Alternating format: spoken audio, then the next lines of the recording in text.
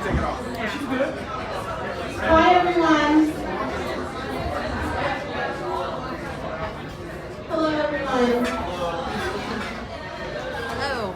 Hi, thank you so much for joining us tonight. My name is Jerusalem Solomon. I'm the second vice president of the Arlington branch of the NAACP. And we're so happy to have you all here today for what we hope to be a great conversation. Today we're going to be talking about Blackface and hopefully have a community dialogue on its history and impacts. So I'd like to introduce our president, our branch president, Mr. Julius Spain.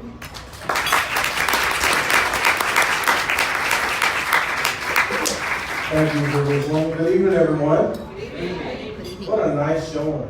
Thank you all for coming out and tonight's event. I think it's a much needed event, given the events that have transpired, occurred over the past month, not only in Virginia, but across this nation. We're not going to hold you long tonight, but first I want to introduce someone, the moderator from Howard University, a good friend, and I think you're going to be delighted tonight, Professor Najee K. Baptiste.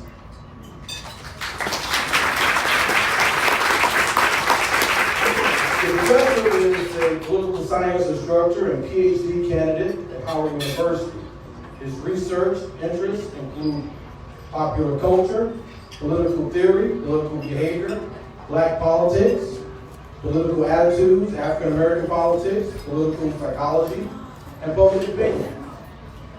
He completed his undergraduate studies at North Carolina Central University, summa cum laude. Additionally, he earned a master's degree in political science from Jackson State University in 2010. Mr. Baptiste is currently completing his doctoral degree in the Department of Political Science at Howard University. His dissertation examines how race consciousness enhances the interaction between black music and black activism. He has served as the president of Howard University Graduate Political Science Association and as a graduate student responsible for the National Conference of Black Political Science and African Heritage Studies. He is currently working on a paper for the University of Michigan Press on multicultural education in the 21st century, titled Increasing Access in an Age of Retrenchment, and also working on a chapter for a collaborative publication called For Culture, Hip Hop and Social Justice. All this information and more can be found on his webpage. So without any further ado, well, let me stop for a second, because I gotta give this to you. We have some membership applications on the table. Gotta do it. Gotta have it. We also have some brochures that talks about the branch. So we're going to ask you to look at that brochure and consider becoming a member of one of the oldest civil rights organization in America, the NAACP, and more specifically, be a member of your branch, Arlington Branch 7047. We have a membership sign-in sheet, and we have an additional sign-in sheet we'll be passing out throughout the presentation. So please feel free to add your information to that so we can contact you. All right, Professor Baptiste, come on up, sir. Let's get started.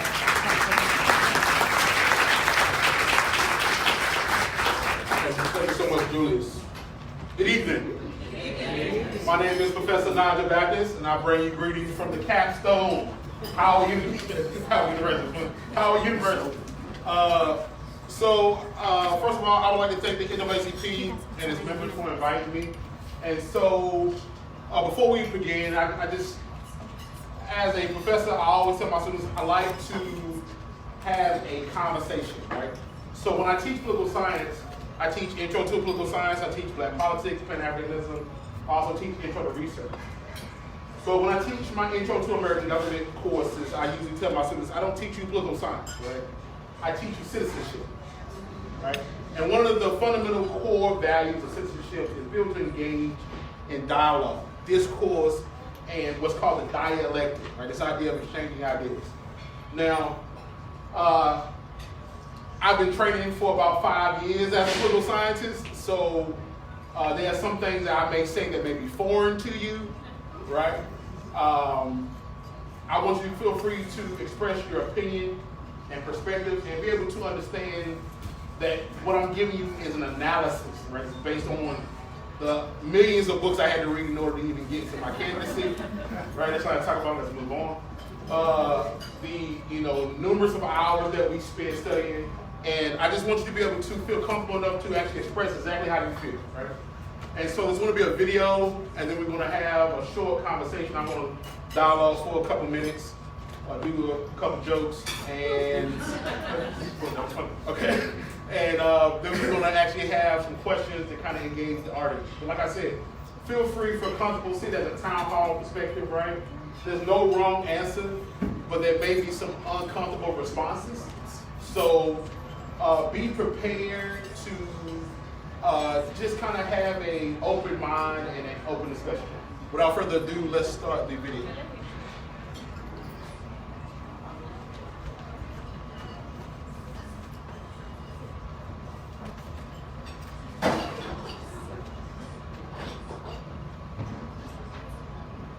As you may have heard, NBC Today host Megyn Kelly's show was canceled this past week following her on-air remarks expressing acceptance of blackface. It's a racist show business practice most of us thought was long gone. But as Maurice Dubois is about to tell us, blackface has a long history in our country. And we caution you, his report unavoidably includes many offensive and disturbing images. It happens all too frequently, often at Halloween, but not exclusively. They thought it was a joke, but it really just was not funny at all. For example, 2 years ago in Maplewood, New Jersey. Her daughter posted this photo of herself and a friend in blackface. Which you girls had no idea what blackface was or the history of it. The history of blackface is long and complex and deeply ingrained in our culture. Who was that lady I saw you with this afternoon? That is no lady. That is my wife. Even Bugs Bunny and Elmer Fudd blacked out.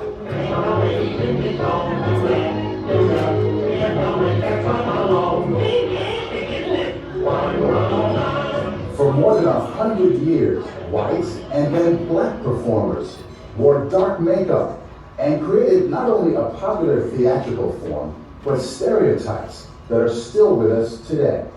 This makes you uncomfortable, doesn't it? Absolutely. It does make me feel uncomfortable to talk about these things because they are incredibly disturbing and revolting. Eric Lott, a professor at the Graduate Center of the City University of New York, says blackface represents a strange mix of envy, fascination, desire, and fear. Explain the fear part to me. What are these white performers, what are these white people afraid of? They're afraid of black groups, mobs, rising up and taking the power. Minstrel shows began in the 1830s, and white performers used burnt cork or later black grease paint.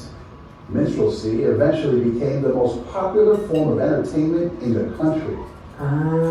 Yes. I asked Margot Jefferson, the Pulitzer Prize-winning critic, to look at some images from the New York Public Library. The shininess of the black against the big white clown's mouth, the hat, the overlong tailcoat, mocking. It always gives me the jolt that racist history does. Blackface is so tied to comedy, to people enjoying themselves, to people having fun, that rattles you still more. Well, Sambo, you seem to be enjoying yourself, didn't you? Enjoying myself? I sure is. White minstrel performers claimed that what they did on stage was based on their perceptions of how black people lived. Some of this came out of a genuine fascination with the music, the songs, the dances, the performance styles of black people. But it's also where Jump Jim Crow was born, along with other characters depicted as lazy, lying, or buffoonish. Remember, this was all happening before the Civil War.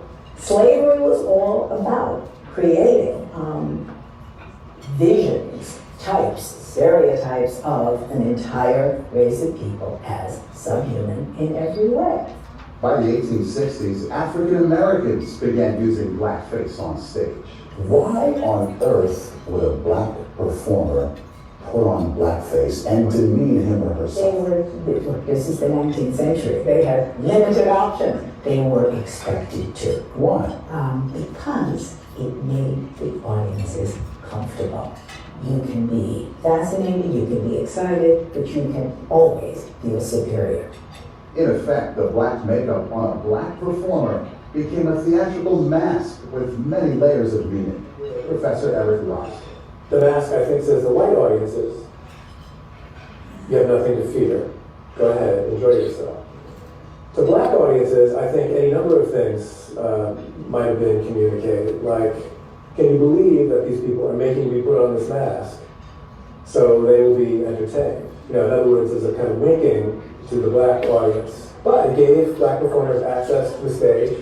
One of the biggest black stars to come out of the minstrel tradition was Burt Williams, who wore blackface from vaudeville to Broadway. It's clear that he was a genius of a performer.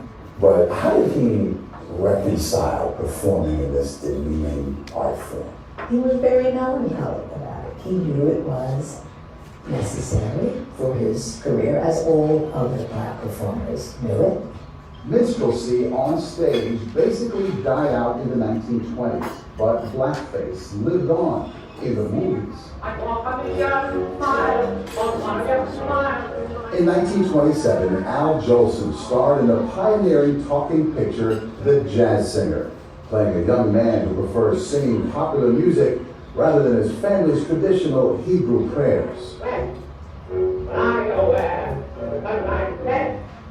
I go on with that. What reaction do you get? I totally understand. Wait a minute. I don't like the way he said that. In the Our Gang comedies of the 1930s, Spanky appeared in blackface. Buckley, did you say Spanky was in a lot of trouble? Yes, The gag here is that the gang doesn't realize that that's Spanky in blackface until they actually see Buckley. Hiya, Buckley. Hiya, Buckley.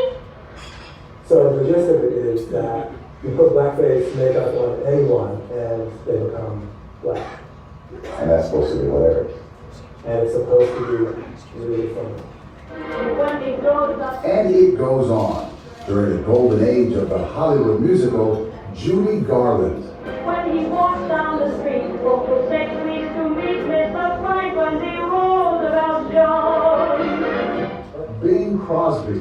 That's why we celebrate blessings that grew every day. Abraham. Fred Astaire, and many others, all blacked up. It's still in the culture. It is too easy, I think, simply to dismiss the history of blackface as that racist stuff. And most of us are better than that. I don't think most of us are better than that. We are that. That's what we are. Some people say in order to move forward, we need to put this stuff behind us, as painful, as just upsetting that it may be. Any form of history that gets suppressed or repressed or erased out, it comes back to haunt. What has to happen now is a discussion, an acknowledgement of this charged, complicated, painful history.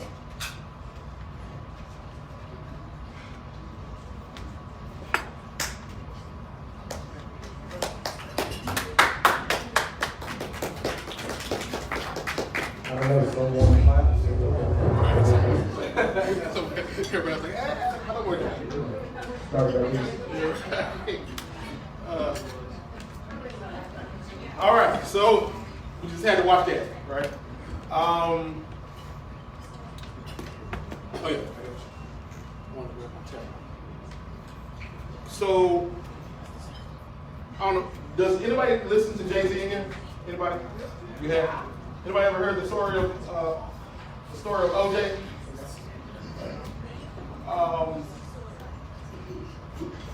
the story of OJ, he goes, light nigga, dark nigga, faux nigga, real nigga, rich nigga, poor nigga, house nigga, field nigga, still nigga, still nigga. OJ like, I'm not black, I'm OJ, right? Why does that matter, right? With history, the past is prologue. While watching this video, they kept speaking of it in a more past tense form, right? As if we didn't just experience this about a month or so ago, right?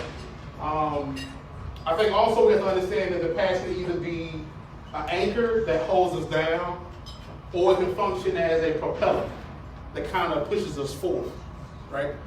And so, when I was preparing for this lecture, it was kind of hard for me to prepare for it, because my grandfather just recently passed. My grandfather was 96 years old. And my grandfather was a World War II veteran, right?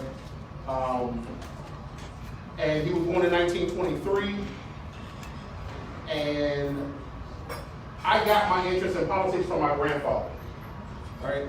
And it wasn't like we were talking about elections. We didn't talk about who was the president and the branches of government. What we talked about was our experience of being black in South America. And what was most disheartening to me was the last conversation I had to have with my grandfather was about blackface, right? By the end of his life, my grandfather was blind the last year of his life.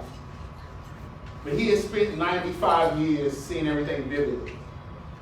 And so when I would go to his house, we would still cut on the Westerns for him, right? And he would ask me, son, is it black and white or is it in color? It's in color, Pop. Okay, good. My favorite one. And so, as we always do, Pop will always ask me, so what's going on inside the news? What do we need to talk about? And one of my uncles brought up the blackface situation. And my grandfather he paused for a second, and he says, it never went away. It never went away. So we think about 1619 to 2019, right?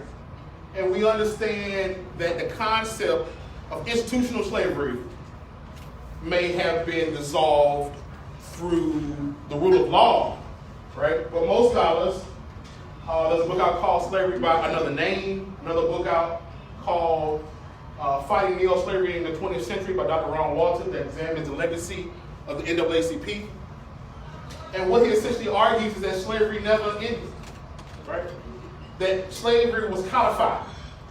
And his example is the 13th Amendment, right? And that slavery was not out, it was essentially outlawed legally, but there was an exception. What was the exception? Anybody know the exception? Right. Basically, if you are criminalized, if you're seen as a criminal, or you commit a crime, you are then allowed to re-enter the institution of slavery. So, when we're talking about blackface, I talk about it from a political scientist perspective, which means that as a black political scientist, I examine the world and the country as it is, but I also expose the deficiencies, right? Because it's somewhere is written about a more perfect union. Anybody know what that is? Somewhere is written about life, liberty, and property originally, I think, right? I don't know. I'm not a political scientist or nothing, right? Those jokes, stick with me. Again, when I teach political science courses, I always like to start with definitions and understandings, right? So that way we have context to guide our conversation, to propel it forward, to have a more progressive conversation. Because we can all simply just talk about how we feel, but we also have to have what's called a third text philosophy to help to guide us, right? And so Carter G. Woodson, since it is the end of, is Black History Month this month? Yes. I thought it was every month. I forget. I didn't know it was. Right? It's every month? 365. Right, but Somebody once told me that Black History Month wasn't for Black people, Black History Month for everybody else, right? Because it's a lived experience, right? So when we talk about blackness or being black, there's two types of ways to understand blackness. One way is to understand it in terms of phenotype, saying skin color. I'm dark, you're lighter, he's darker. Okay, cool. That's phenotype. But there's also another level of blackness that has to be examined, right? And that's the Black experience. That's state of consciousness, right? And that's what I deal with in most of my research, this idea of awareness, right? And what I essentially argue in my dissertation is that there seems to be a resurgence of what I'm calling catalytic events. Right? You're thinking to yourself, what is the catalytic event? I'm glad you asked that question. A catalytic event is when public and private action interface, right, with the normal lived experience to the point that race becomes salient. Let me use an example. I'm glad you asked that question. Let's say I think a young man who was killed about 7 years ago. Which one? Oh, so many, right? I can find Trayvon Martin. Trayvon Martin. So Trayvon Martin was killed 7 years ago, and Trayvon was killed because he had on what? And what else? Skittles. And what else? Iced tea. So why do we think Trayvon Martin, or the death of Trayvon Martin, has to do with race? Why? Because he was black in the hood and young and male. So what does that mean? That's a stereotype. Right. That means that it's already defined. So blackface is connected to this continuum, right? This continuum of what Paulo Freire called defining power. Those that define have power, right? And so what it means to be black, as Simone de Beauvoir argues in a 19th century piece called The Second Sex, she said what it means to be a woman is already defined, right? But she also goes on to say what it means to be black is already defined too, right? And so blackface is living history, becomes a part of this proxy, right? It becomes a proxy for racism. And so when you look at, for example, Carter G. Woodson book, The Miseducation of the Negro, one of my favorite books, right? And he has this thing where he says, if you control a man's mind, you control his thinking, right? You don't have to tell them when to sit, when to stand, where to go, where to eat. He said, in fact, if you tell them to walk through a door and there is no door, anybody know the rest of it? He will build one just to appease you, right? So this is where most of my work lies, with this intersection between culture and politics, because politics is defined as an authoritative allocation of values and resources, right? Someone defines through law, right, what and where and how a person is supposed to act and who counts as an American, right? These things then play out through cultural symbols, the blackface. Everybody see Bugs Bunny? Yeah, Bugs hurt my heart. Bugs.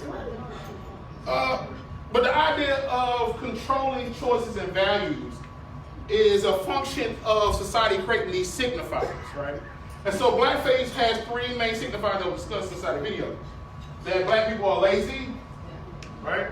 That they are superstitious. Oh, don't step on crack, break your mama back. And there's this criminalizing black image, that thievery, right? And so these tropes become embedded into our daily lives. And so when we look at the history even of the NAACP, according to Dr. Ron Walter's book, that even in its origins, the NAACP was an activist organization that rallied and gathered folks together to fight lynching, right? Because when you define someone as being less than human, when you define someone as being inferior and dehumanizing them, you justify the actions that are done to them. So when Trayvon is killed not simply because he had on a hoodie and had Skittles, but because we already said that anyone who wears hoodies that have dark skin is a criminal, right? Or, since I live in Baltimore, I always have to speak about Freddie Gray, right? Anybody know what Freddie Gray was killed for according to the police report? Anybody? He ran? No. Anybody else? Huh? Oh, no, it's okay. It's all right. It's okay. Selling cigarettes? No, he wasn't selling cigarettes. That was, yeah, you get them all mixed up, right? So good. Anybody? I can't hear you. No squirt gun. No gun on him. No gun on him. Anybody else? I know, there's so many of them. Just get them all. The police report, the official police report was that he eyeballed a police officer. What? Right? He eyeballed a police officer. Anybody know what that's similar to? This is talk about this continuum. 16, 19, 20, 19. Anybody else? What is this connected to historically? Emmett Till. Who said that? Who said that in the back? I'll practice the next person to go to the crazy. Right? Emmett Till. Emmett Till was literally killed, right, by a man and his cohorts, and because allegedly he whistled and eyeballed his wife, who ironically, their nephew is now the governor of Mississippi. I don't know. So this is the whole point, right? The whole point is to not understand, to not view blackface simply in a vacuum. That's the worst thing you could possibly do, right? And not to view it as something that is an isolated event, where we can simply get past and have nothing to do with race or racism. Racism exists. Race is alive. Race matters. Black lives matter. Everything else, right? But interestingly enough, right? Pew Research came out with a survey right before we get to our first question. Remember the first question? Right before we get to the first question, I'm going to let you look at that one for a second. Yeah. Okay. Right before the Governor Northman debacle, right? Pew Research actually conducted a research. I'm a social scientist, so I love surveys, right? They surveyed 6,000 people. The study conducted January 22nd through February the 5th, 2019. Included, right, it was like a couple days before, right? Prophetic. Includes an oversample of Black and Hispanic respondents to provide more reliable estimates of those segments of the population, which means normally when you're taking surveys, you have to oversample, because if you send out emails or phone calls, et cetera, you always end up having such a small sample of non-white folks that you have to literally go out and say, hey, please, non-white person, take the survey, right? The overall data was weighed to provide a balanced representation of the U.S. population as a whole. So, most whites, 65%, said it is always or sometimes acceptable for someone to wear traditional dress from another country or culture other than their own as part of a Halloween costume. What? I'm just telling you the data. I didn't write. 41% of blacks and 46% of Hispanics say the same. And 72% of Republicans say that it's acceptable at least sometimes. A smaller share of Democrats, 49%, say the same. White Democrats are more accepting of this than black Democrats, ironically, right? 54% of white Democrats say this is always or sometimes acceptable, compared to 39% of Democrats. I think what's most surprising to me is the black Democrats. Sorry. Like, what black Democrats gonna say, hey? But I guess, right, because the idea is something called system justification ideology, right? That when you've been socialized, this is about what blackface does, right? The mechanism of it. The mechanism of blackface is about information processing.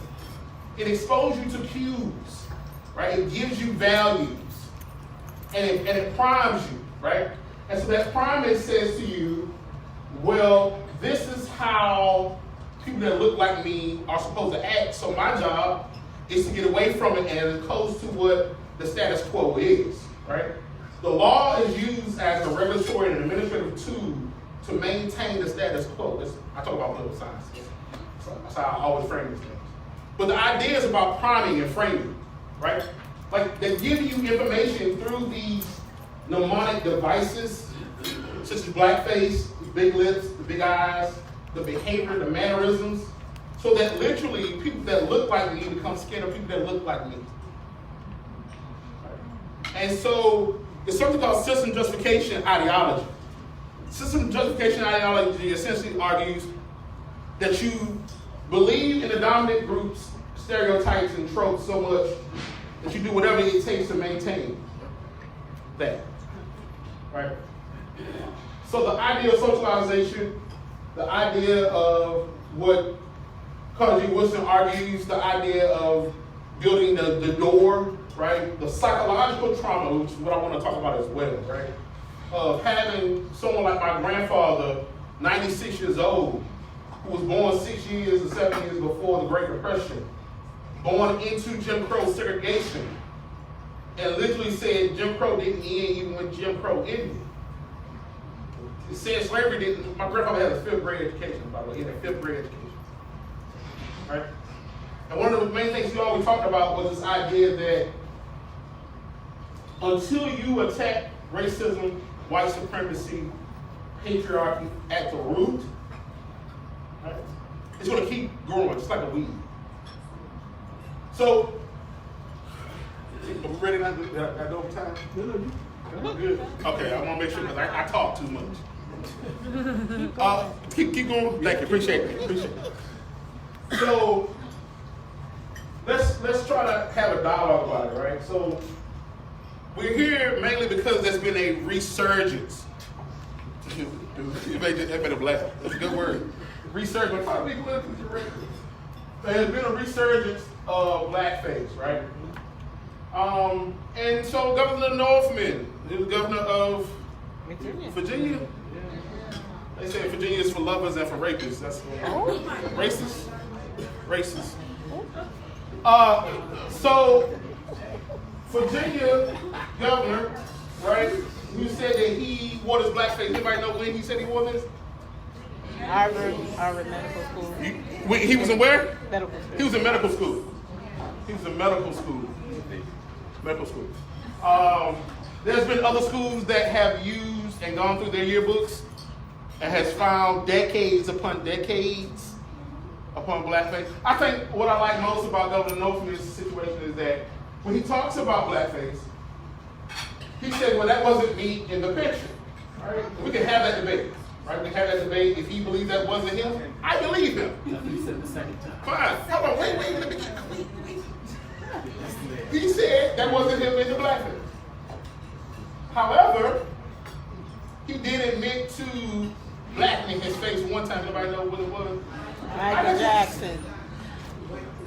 First of all, Michael didn't even. He didn't know who. I mean, no, he may have needed a little bit. So let's kind of have this conversation, right? What were your initial thoughts? What were your initial thoughts when you encountered the blackface or found out that a governor, a sitting Democratic governor, right? Because people think, again, that racism is exclusively a Republican enterprise, right? But you have to always worry about blue dog Democrats, right? You have to always worry about conservatism. You look at it from ideology and party, right? So, all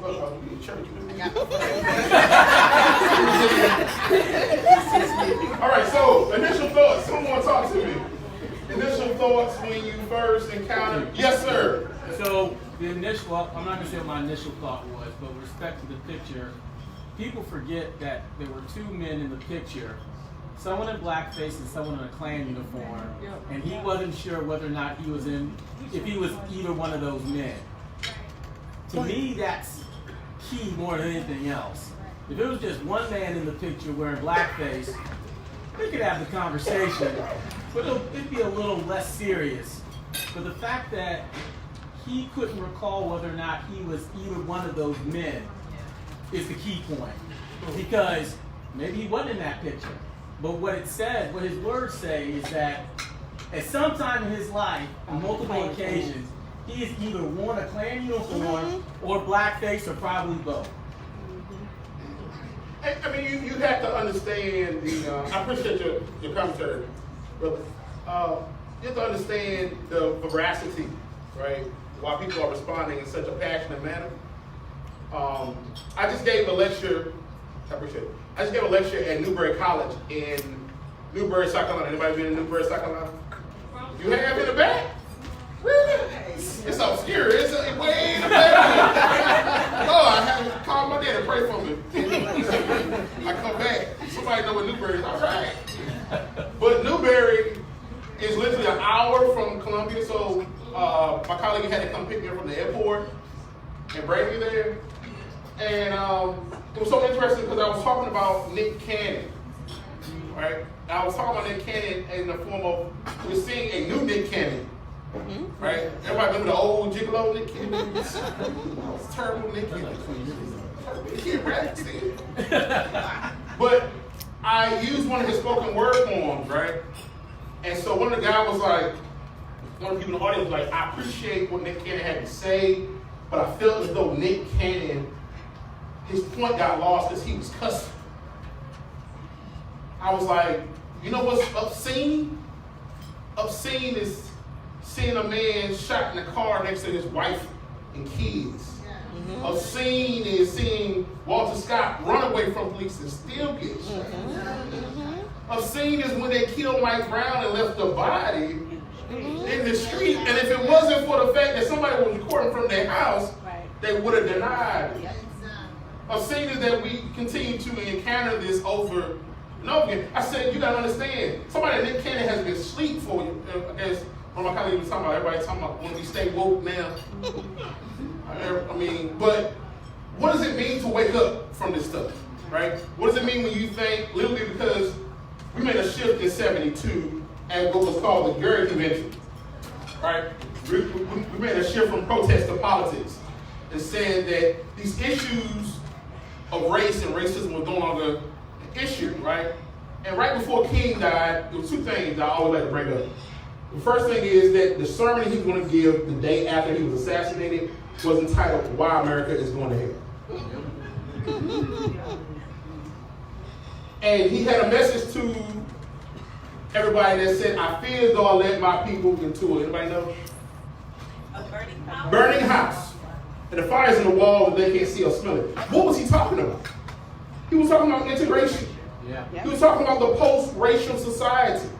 How when you create race-neutral policy, it disproportionately affects folks, right? So we know that there's an issue as far as mortgage lending, right? They don't say, oh, black folks can't get mortgages. No, they just give them a higher interest rate, right? We know that there's such things as $1 million blocks, right? Where literally they are divesting in certain neighborhoods,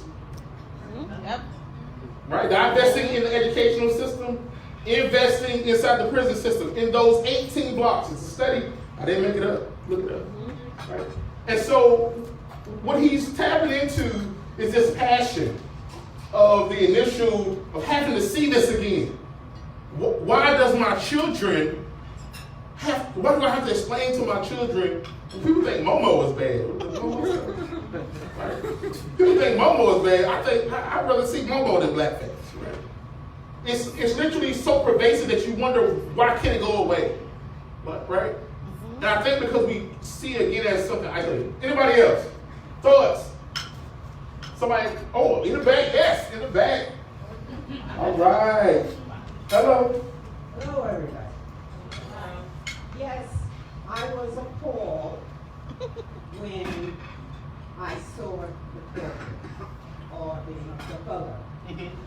But I am more appalled by the invisible blackface. Those who have power, who control black people's lives. I've moved here from a little town you never heard of, New York City. And it's a culture shock. Living in Arlington. Say so. North and South Arlington. And where does our politician, most of them live? North Arlington. There's no blackface there. But they wear it when they go to the office. When they control our lives, our dollars, our children. But we have to take responsibility. We are living in the 21st century, and this still happens. I'm writing a book, and my book is called Living While Black.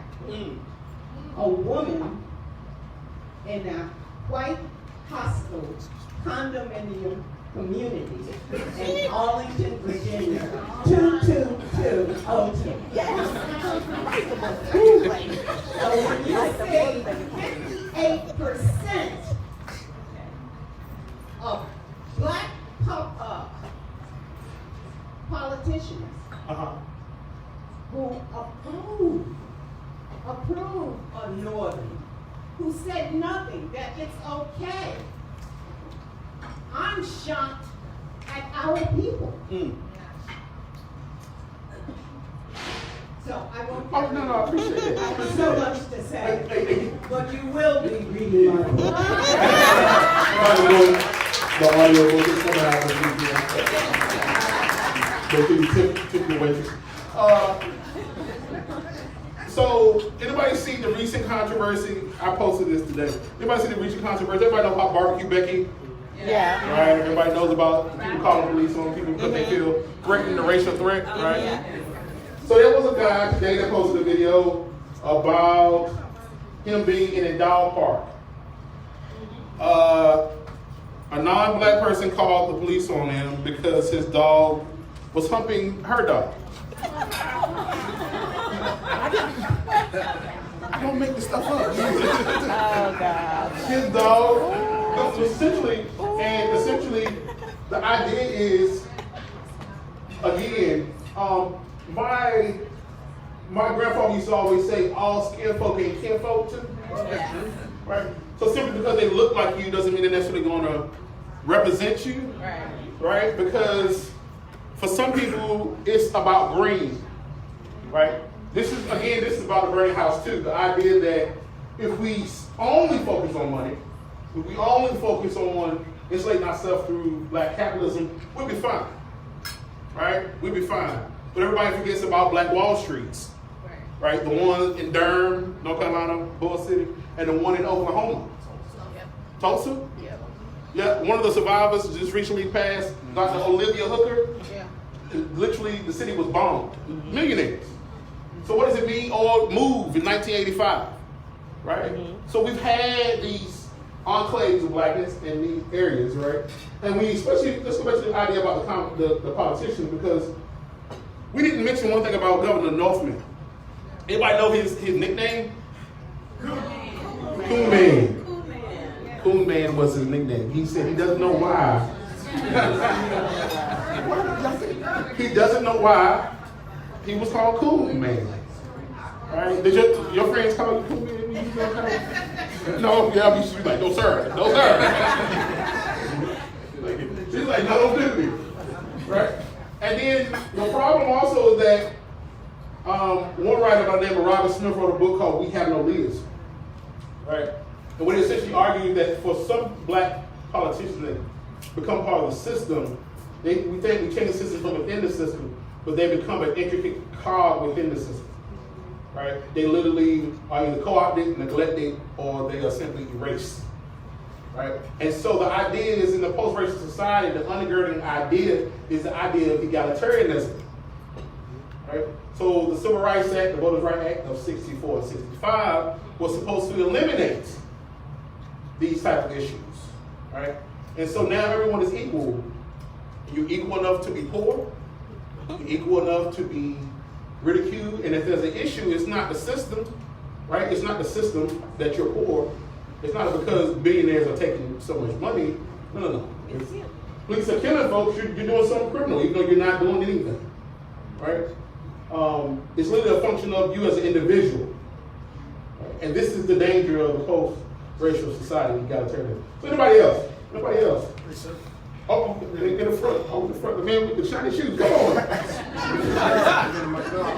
How you doing? My name is Randall Ellington. You guys are doing a great program, by the way. Some things that kind of have me confused and just frustrated, upset a little bit is, so we're talking about blackface, and we also talk about how we have structure to kind of fight back about some of this stuff. And we, talking back about how people support each other and should come to, kind of advocate for ourselves. But a point you made earlier was about how we've been taught as African Americans to kind of really be hard on each other. So we take, I wrote the term down on my phone, I'm gonna look it up a little more. But I'm not as versed in political science as yourself, so excuse me. But kind of how we take some of those negative stereotypes we've been given by the larger society and kind of enforce them on each other. I think this helps us be more dispersed when we look for people to advocate for us and send out strong messaging. For instance, I came here like 4 years ago, looking for a better life. Like everybody, kind of great migration, but it still happens. So I always thought, well, let me live in Arlington. Good school system is safer, because I don't really want to live in DC, or I don't really want to live in Maryland. But what happens is, like those communities like DC and Maryland, they get like a shiny Whole Foods or something different, right? Yeah. And then everybody wants to move out here, but out here you have really no base. Now you got, obviously, there's been a lot of, there's larger black communities that are like right up the street in Arlington that are historical, that are kind of dwindling down population-wise. But I just think it's interesting how, and not to talk too much, I think it's interesting how when we look to have a message, because of some of the choices that our parents made, and even some of the programming that we have, we kind of weakened our base by deciding to move and feel like integration was the right thing to do in certain communities, when we don't really have a community per se. Like we do things here, but on your street, how many of your neighbors kind of think like you, or you guys can really agree on a lot of things. So, yeah, that's just my point. Yeah. Appreciate that. And so, everybody had to have the conversation. Anybody know what I'm talking about with your kids? Everybody had to, you had to have it. So, anybody, my grandma used to always say, it's so interesting you said that, right? Kind of like how we impose these tropes on ourselves.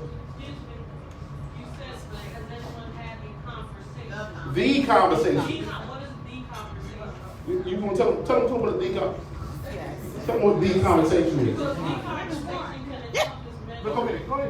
The one with your kids about living in a Oh, yes. I've had the conversation with this young man, especially about how to conduct himself if he's ever stopped by the police, right? And about not playing with toy guns. Right. In the neighborhood. Or dressing as a thug for Halloween. Right, because, right. Exactly. Okay, thank you. Oh, yeah, so I was actually, that was my next point I was going to get to, the idea of the conversation. So my mama, everybody's mama used to say, look, when we go in the store, Don't ask for nothing. Don't ask for nothing. Act up. Don't look at nothing. And don't what? Don't touch nothing. You're embarrassing in front of these folks. So, what are some examples that have presented themselves in your life? And I just want to put this disclaimer right here. Feel free, this is about everybody engaging in the conversation, not just the black people grabbing the mic and talking. There's such things as white allies as well, right? The first person to die for the black cause is Christopher Adams, right? And then John Brown was an ally, right? Right. So, feel free to engage in conversation. So, are there any examples that you see? The Virginia First. Go ahead. You want that one already?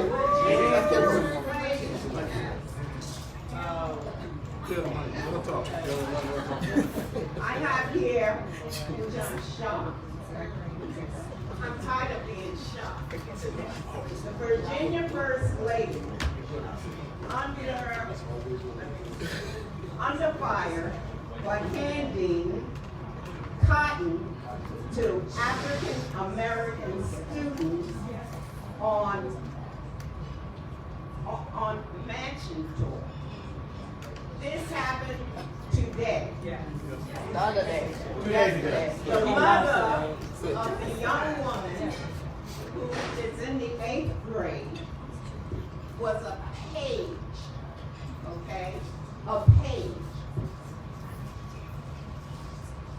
I am shocked.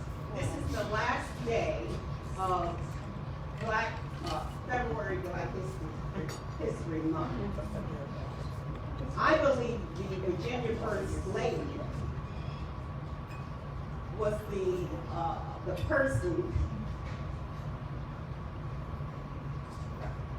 in the KKK uniform for her to do something like that.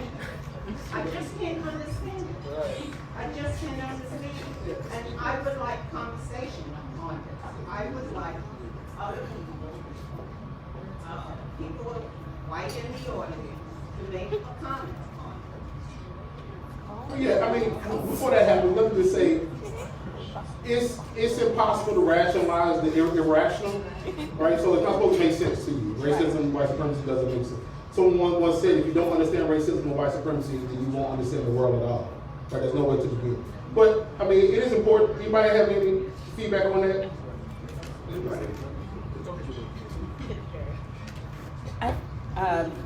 My comment goes along with that, but what do we do, but sort of being tired of the apology? So the apology comes after you've done something that 50 million other people have done before you, that you've seen the consequences, you do it, and then now comes the apology after we've threatened a boycott. You know, whether it's the first lady giving out cotton, shortly Gucci, Prada, and Burberry pretty much did the same thing within a few weeks. Like little Sambo keychains and, yeah. I mean, I don't, and I think that goes back to the thing of, I know there's certain things we can't understand, but how is it that you can still do something blatantly, then we all have to rally, boycott you, then you come and do the apology, and then the world goes back to the same thing? I mean, like, where can we stop that cycle? It's maddening. But black outrage is also a marketing ploy. So black outrage is also a marketing ploy. So if you are angry, and that's a way to get people riled up about something, and then the black folks may boycott it, that doesn't necessarily mean that Lottie Dottie and everybody else is going to boycott it. So it kind of almost, what's the word I'm looking for? Promotes what they are trying to do.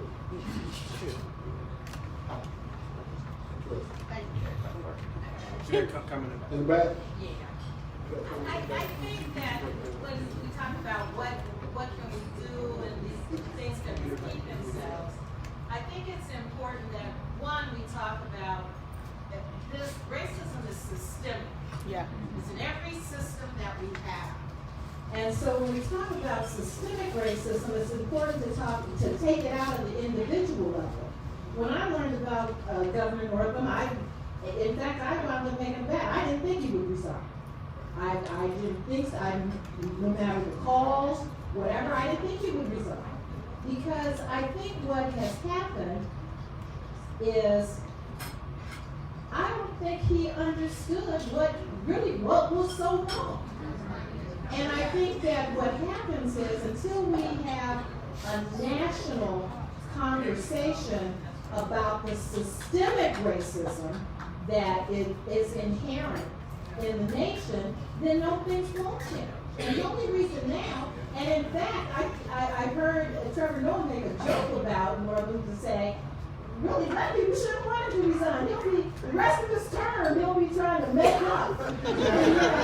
Trying to put policies in place to make amends. But he hasn't done that. And I think that it's important for us to have a discussion about systemic racism and take it out of the individual realm, because it's too easy for people to say, oh, I never put on blackface, but at the same time,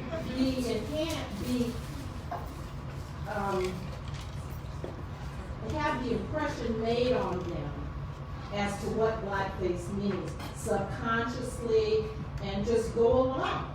And so I think it's really important to, when I think about what we can do, it's things like education. What kind of anti-racist curriculum is in your child's school? What kind of anti-racism curriculum is at your church? What do you do to promote anti-racism so that when you are in a mixed group, you can raise these issues? I mean, do you say to when you have friends of different race, do you say, that blackface was it was troubling, it was racist, it was hurtful for me as a black woman, and take the time to have a conversation about why that is. And for white people to say, I know this might sound crazy, but I just don't get it. What was so wrong with blackface? Because really, that's what a lot of white people think.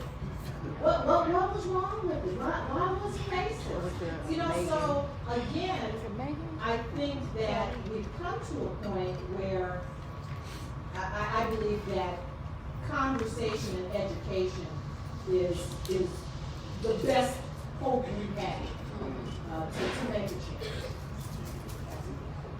Right here in the front, we're gonna come back to you. I want right here in the front. Someone get the mic up here. Yeah, right here in the front. I know that. I just want to jump on that because there's some you hear going around a lot of national conversation, but I'm not sure what that looks like yet. And I think it's important to visualize what does that look like.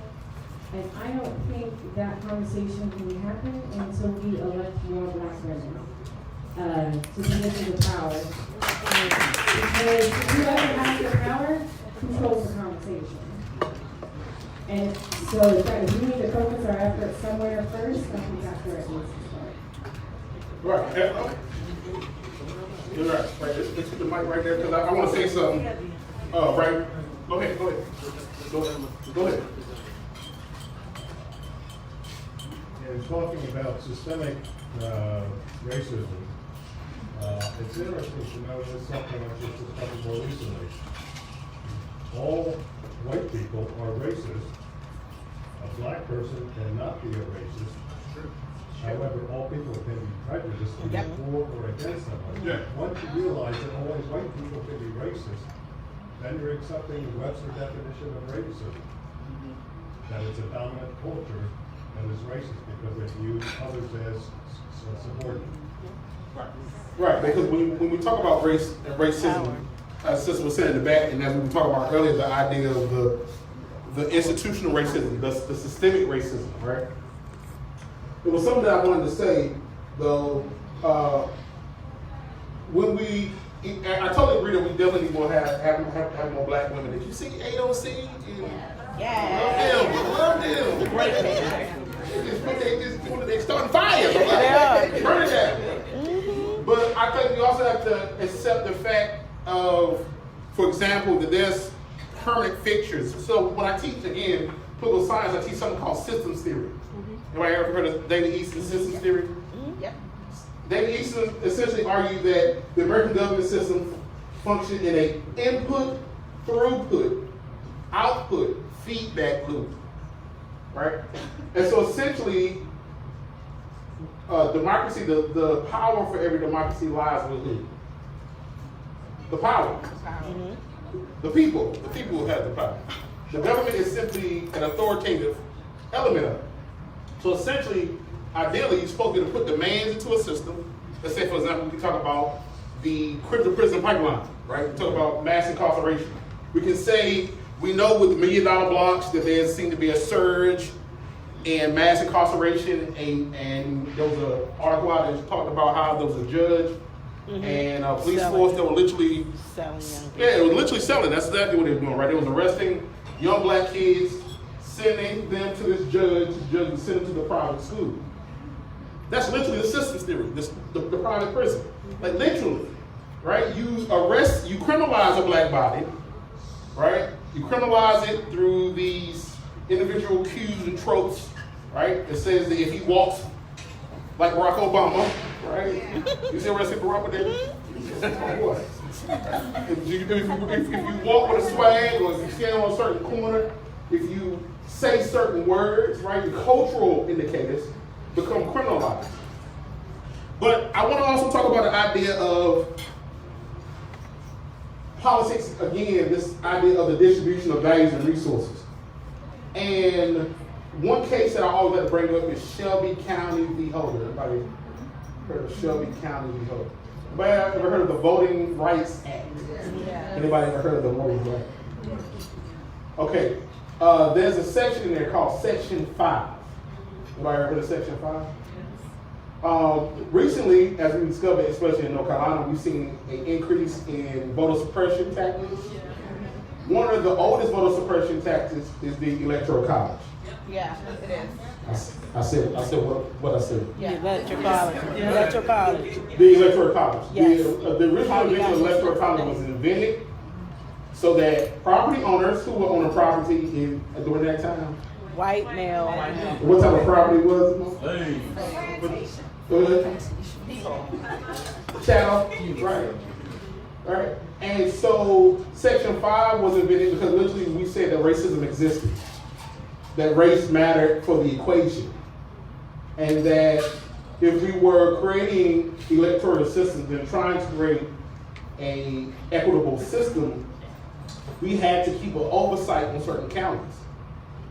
But Shelby County v. Holder unleashed the demons. Shelby County v. Holder was the conclusion of almost a 40-year run to overturn the accomplishments of the civil rights movement.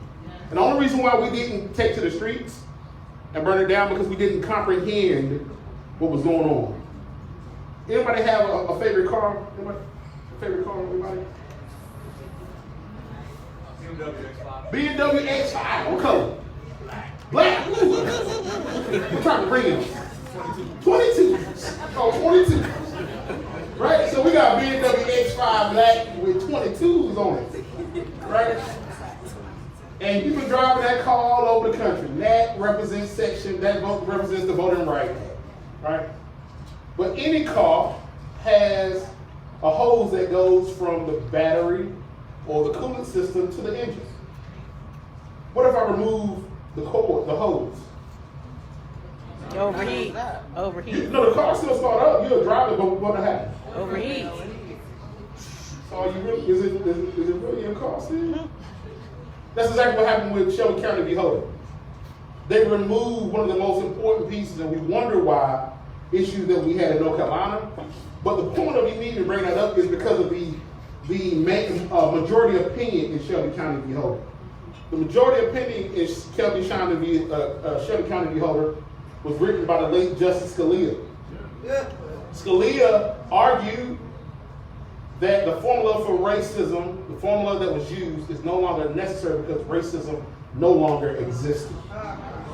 Now we can talk about how we change politicians, and we have, like you said, we're going to have a conversation, let's have the conversation. But the conversation has to start not just at the bottom up, but at the top down. How do you get rid of a justice that gets to serve a lifetime? Right? Who literally says that race and racism no longer matters. And this is not simply electorally speaking, right? What this signal, what this trickled down and said to other folks is, well, if you engage in racist activities and racist type of thing, it's not racist, it's just your religious freedom. Religious liberty. Religious liberty is the brand new civil rights movement. Right? Because literally, I had somebody tell me to go back to Africa when I was an undergrad. Yeah. So you know what happened too? I don't know how that happens. I never met that man. But someone told me to go back to Africa, and the school said that that was her right to tell me to go back to Africa. Now here's the kicker, I wasn't even talking to her. Matter of fact, I was in a room about this big, and I was in the back talking to one of my colleagues about the African Mayasa, which is y'all talk the slave trade, and the Native American Trail. And I just read a book by a white sociologist named Joe Fagan, who wrote a book called Racist America. And I was explaining how this guy was so prolific in explaining the inter-mechanism and the interlocking systems, right? And how he was like, you can't equate the slave trade and the Native American Trail of Tears. It's apples and oranges, right? Oppression is oppression. You can't, what are you saying, right? And literally in one of the chapters, Fagan talks about how some people will use slurs or create hostile environments. There's a book I call about the Michelle Vincent cases, sexual harassment, discrimination. Everybody? Michelle Vincent cases essentially argue that words can create hostile environments. And for this example, there was a white sister working inside office where a lot of her male counterparts were saying things, saying real derogatory, sexualized phrases towards her. And it made her so uncomfortable that she sued. And the case decided that you can literally say words. We ain't talking about pictures, we're talking about say words, right? And by calling people thugs or engaging in certain type of jive talking, you automatically make people uncomfortable, right?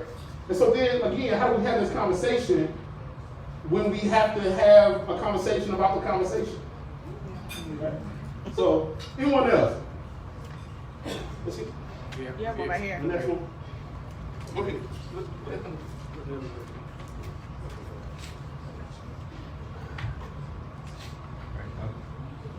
Okay. You're all right.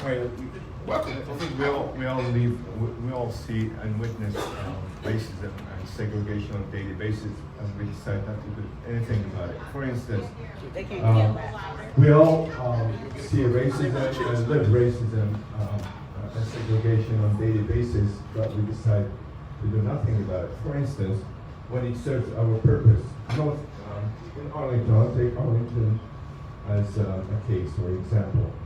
North Arlington gets a lot of money. The schools there get a lot of funding, and South Arlington doesn't get much. So if we lived in North Arlington, we'll be comfortable with it because it's our kids that go to school there and everything. When there is gentrification, I may be okay with it if the value of my house goes up. So the issue here is that we have to start talking about things at a local level. We have to attend county meetings and everything and speak for other people, like speak for people on this on Southern Arlington whose schools are not doing well, although we live in North Arlington.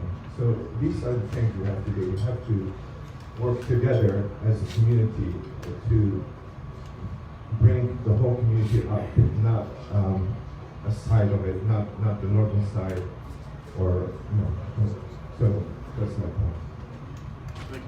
I'm so glad you said that because you brought up a good point about, you said segregation, right? When people think about segregation, they think in the form of the juror segregation. Right? Anybody know Bayard Rooster? Yeah. Everybody in the back know Bayard Rooster? Everybody in the middle know Bayard Rooster? Brother outsider. Who was you know him? Civil rights leader. Civil rights leader. And somebody said what? Brother outsider? Who said There that? was a movie about Vice Mayor. Oh, you seen the movie? Yeah. I read his autobiography too, right? Brother outsider. He's one of my fraternity brothers. One of the first black queer activists. One of the main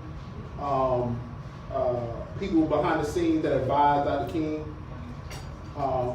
And he wrote a piece called "From Protest to Politics," right? And he talks about this main concept called de facto segregation, right? And so that's what we deal with, this idea of gentrification, the idea of not speaking out on issues that are impacting folks right now. I see your hand. I got you. I see your hand down. We're going to take that last question in the back, and then we're going to talk about how somebody described the impact of blackface. Bayard Rustin, BAYARDRUSTIN. Bayard Rustin. Good evening. Sarah? Yes, ma'am. I'm Sarah. Yes, sir. And I want to talk about the national dialogue that was touched on today by one of my favorite colleagues here. It's called Unbiased. Are you ready? No, I was trying to. Unconscious bias training. It's what it's called. The reason the governor didn't know that he'd done something wrong is because it's an unconscious bias. And so that training that conversation has to start. We've seen the conversation with the Me Too movement get started. Creating hostile work environments. Right. Like the one you were given just a minute ago. It took several lawsuits for the Supreme Court to weigh in that verbal conduct can also create a hostile work environment. So I think the national conversation should center around what are our unconscious biases? And maybe that's where we start, rather than outlining the various. We all know the conduct that's been going on. We all know this is happening. So what do we do from now? How do we problem solve? And that's okay. I won't stop. Yeah, I'm done. Okay, so there's a study in Harvard called the implicit association test. Yep. I was working with Dr. DeAndre Orr at Jackson State, who does biopolitics. He looks at physical responses to political stimuli, and the stimuli that he looks at is racism, right?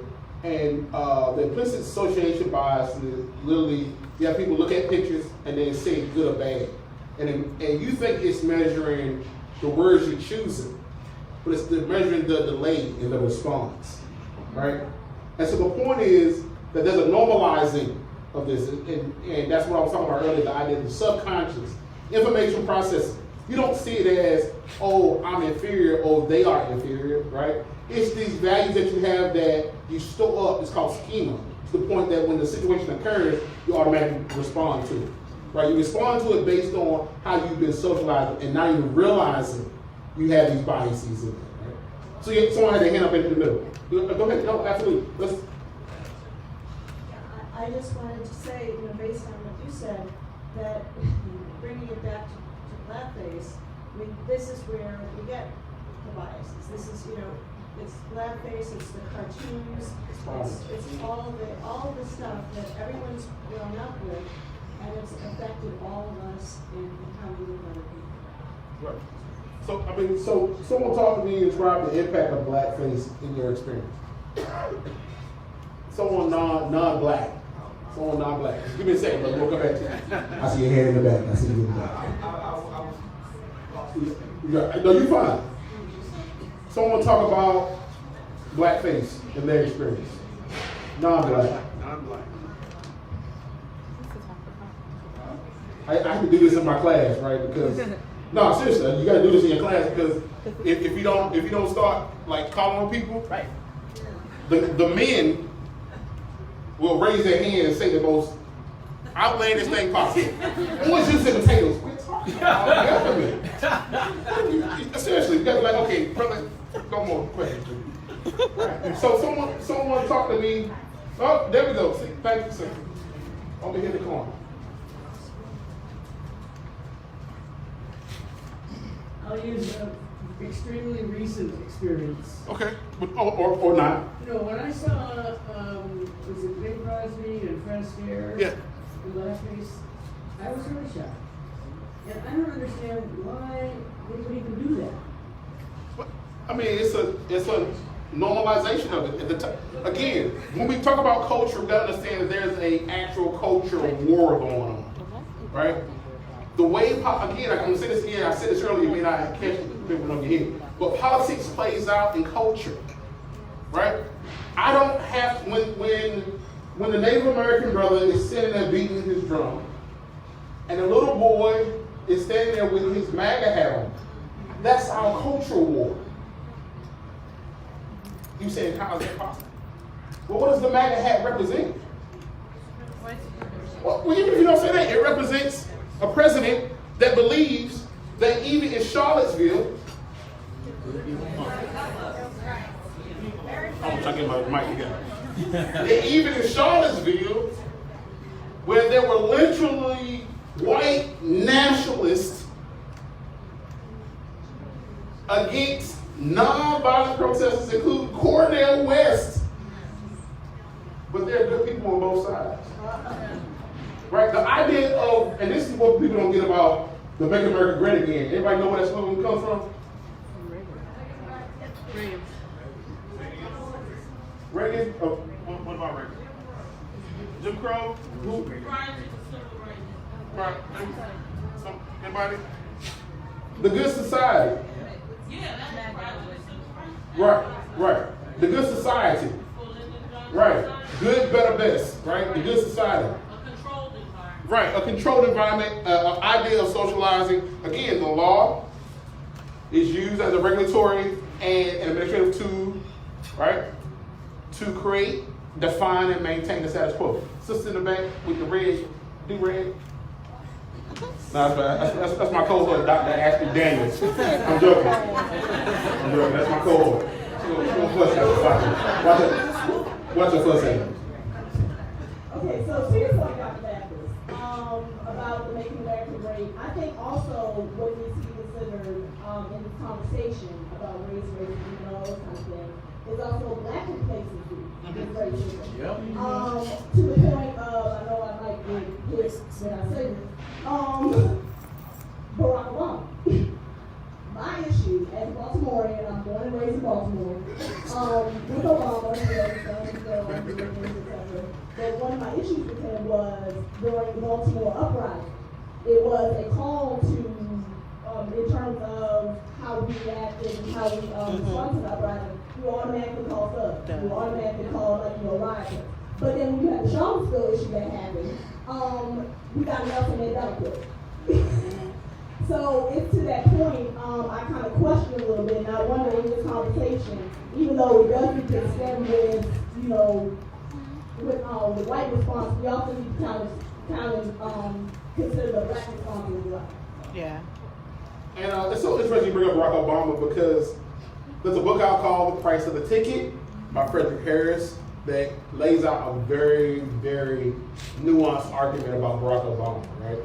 And there's a book out called White Rage by Carol Anderson that essentially argues in conversation with that Frederick Harris piece that says that basically what happened with 45's election was a blowback, right? It's like you're going to make but so much progress, right? So after the Civil Rights Movement, there was literally a fear, right?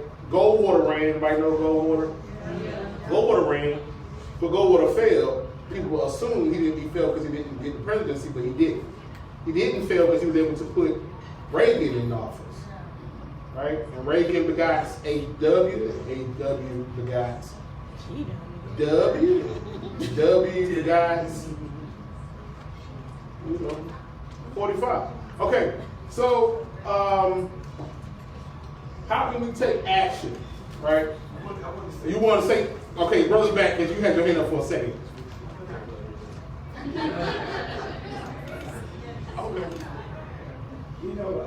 I want to make a comment, and I'm happy to see the outrage is coming out. That's what needs to happen. You talked about how it hurt. I remember when I was younger that because I'm a little bit darker than most people, I was ostracized about that. And like the young lady said here, is because of those cartoons and those things.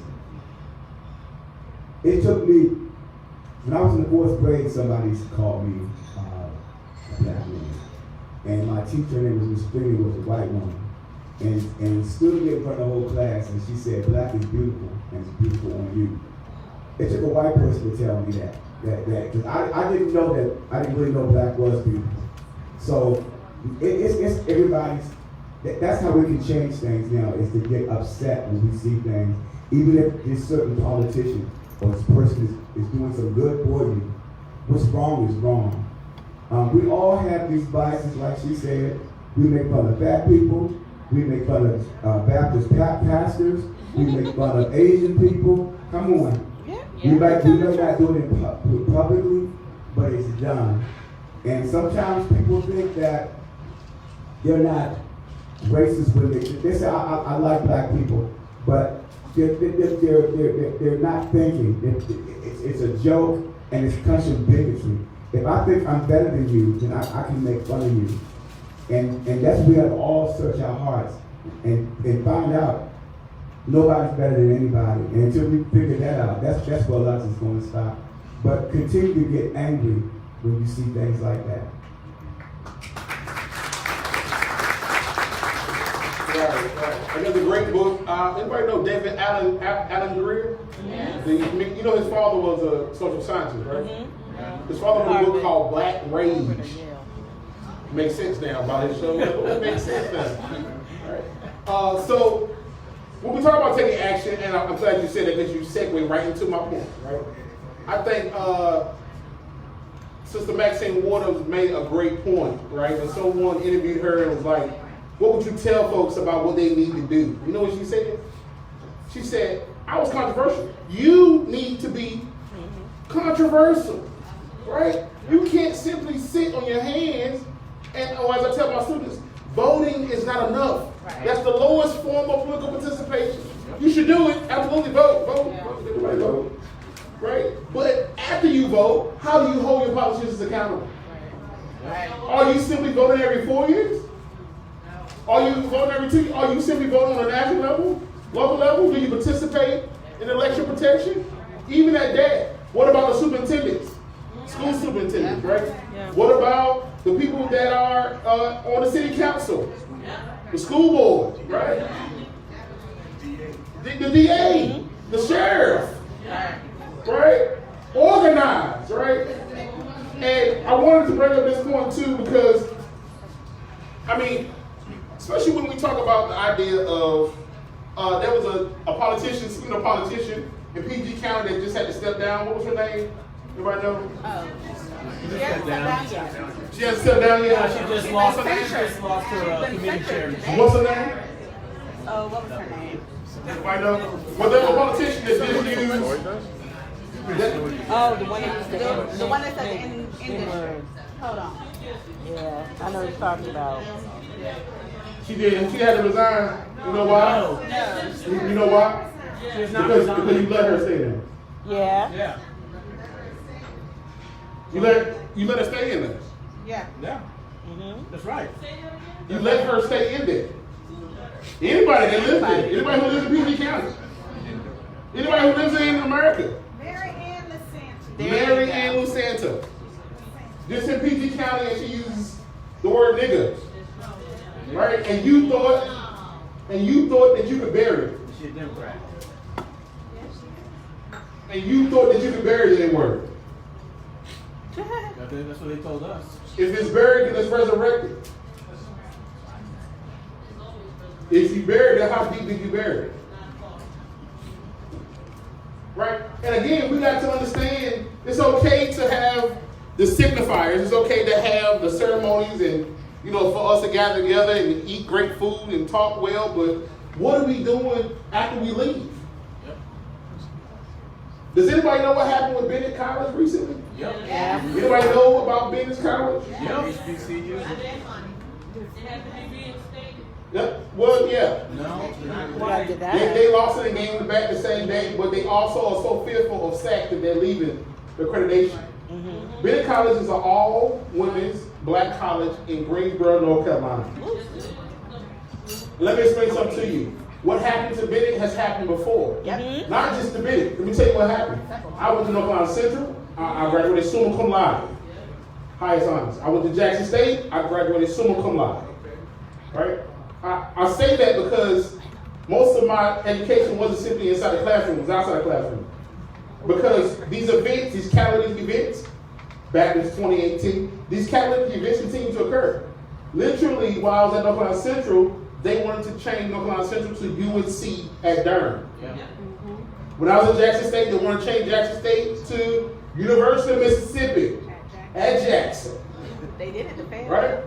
They did it in several places, right? The idea, or if you look at Cheney, Eastern Shore, Bowie, right? There was a case called the A.S. Fordyce case in the 1990s, which is why this is so ironic that we allow this to happen again. A.S. Fordyce, that's considered Brown v. Board 2. My academic advisor at Jackson State, the late attorney Isaiah Madison, defended the case in front of the Supreme Court. When we took his class, he talked about that the entire semester. But it was the most educational class I ever had because it was the most intense. Because at the same time he's talking about this, I'm going to an HBCU that continues to see funding cuts. So you meet with Betsy DeVos. The HBCU president meets with her, and everybody's on Black Twitter like, y'all are crazy. Y'all know it. And they're like, oh no, we gotta go to the table. Like the table of brotherhood. And Martin, everything Martin said, but Martin also said that America has written a blank check in the same speech, in the what people call it, I Have a Dream speech. The table of brotherhood and black, everybody talks about that, but nobody talks about the blank check. He said America has written a blank check with the Constitution. And every time we have gone to cash this check, it has come back insufficient funds. This is the Martin that nobody was talking about. Right? But the idea is that your HBCUs, and I'm going to challenge the NAACP to understand that HBCUs were once used as incubators, right, of resistance. SNCC is founded where? Shaw University. When I talk about the civil rights movement, the first person I talk about always is Fannie Lou Hamer, Ella Baker. Fannie Lou Hamer was organized at Jackson State. I know because Dr. Leslie Burrell McLemore, who was my state and local politics professor, was her driver and assistant. And he would tell stories all the time. The idea is that we are literally repeating history because we assume that if we work on it incrementally, that it will solve it. And I'm here to tell you that incrementalism and gradualism is slow death. I didn't say it. Dr. King said it in his letter from Birmingham jail cell. Right? He said my greatest threats are what? The moderates. That tell us right, not right now. Don't do it that way. Right? Don't say Black Lives Matter. What are you doing? Don't go into the streets. We gotta. But now, literally, what people don't understand, all organizations seek and organisms seek political growth, which means that when you marched in the 60s and 70s, that was radical. Now it's expected. Black Lives Matter protesters, one of the main people, Dr. Melina Abdullah, was just charged with 8 counts. 8 counts, 8 felony charges for sitting in a city council meeting. She didn't burn nothing down, which most people, or some people argue that they're extremists. They're not. She didn't go in there cussing and fussing or hit somebody. She literally was sitting there. So what happens when every means of traditional resistance is blocked? Every door is blocked. Right? Tupac, anybody know Tupac Shakur? Yeah. Well, his mother is a Phoenix Shakur, a part of the Black Panther political party. 1 minute. Okay, Black Panther, I got it. I'm on it. This is it. I'm going in with Pop. Right? I gotta also use the Audre Lorde reference before I stop. If you don't define yourself for yourself, you'll be crushed into someone else's existence. Right? So Tupac talks about the idea of the closed door. He said, we were asking during Reconstruction. We were asking during the Civil Rights Movement and Jim Crow. All right? We're not asking anymore. Right? He said, see it like this, there's a door. Right? We're gonna come back to the door again. There's a door. And behind that door is everything I need to survive, food that I need to survive. Right? And so Reconstruction, we're knocking. Right? We're knocking. They open up a little bit, let us in, and push us back out the door. Jim Crow, we come. We're knocking and singing. We are hungry, please let us in. We are hungry, please let us in. All right? Go a little bit further.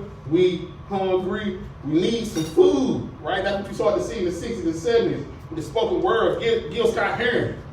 And then all of a sudden you wonder why you got somebody saying, I'm picking the lock, coming through the door, blasting. But there's a correlation between crime and poverty. Right. And poverty is man-made and policy-driven. Again,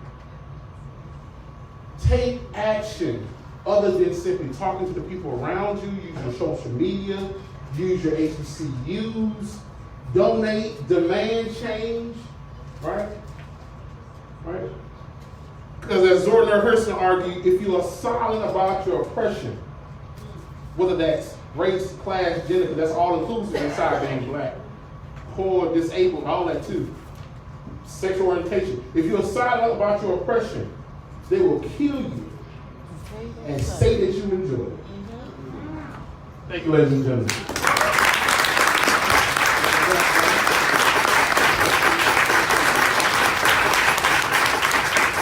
Come on, we can do better than that. Let's give it to the people standing on the floor. Stand up. Stand your legs up. Stand up.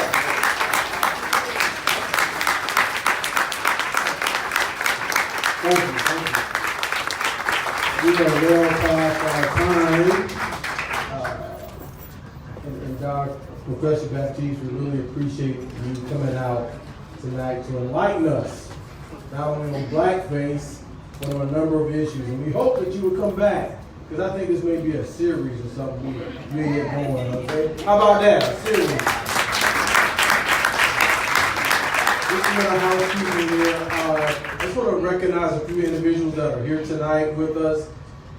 First Vice President of the NAACP, Mr. Kent Carter, please stand up.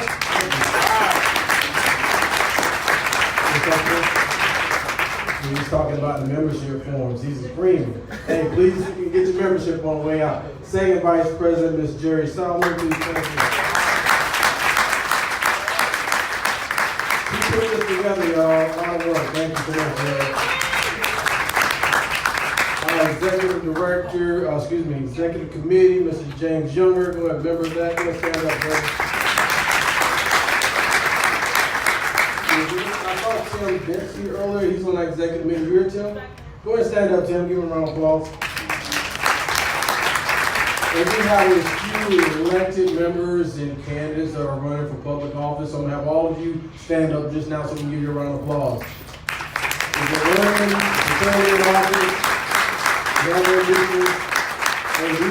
these are the ones that position to live with. Thank you for coming out. And last, but not least, I want to thank my lovely wife, Adriana Spain.